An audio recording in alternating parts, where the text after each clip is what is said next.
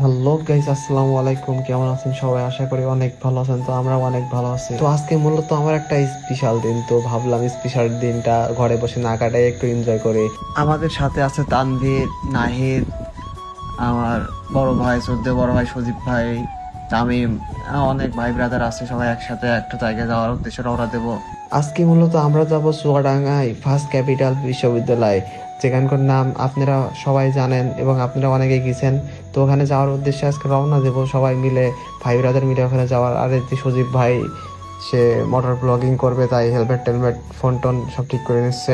এরপর আমরা সকলে চুয়াডাঙ্গার উদ্দেশ্যে রওনা দিয়ে দিলাম।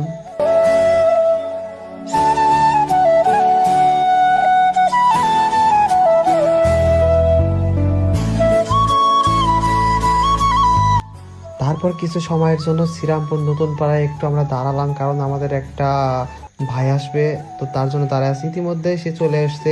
তারপর তাকে আমার গাড়িতে তুললাম, তুলে আবার আমরা রওনা দিলাম।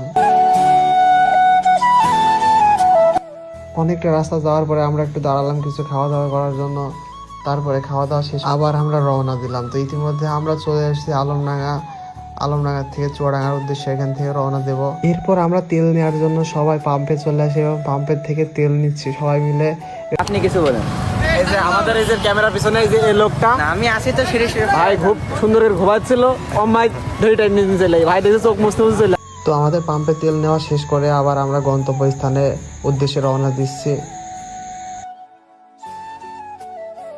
এত দূর পথ পাড়ি দেওয়ার পরে আমরা পৌঁছে গেছি সে চুয়াডাঙ্গা ফার্স্ট ক্যাপিটাল বিশ্ববিদ্যালয়ে। আমরা এন্ট্রি নিচ্ছি।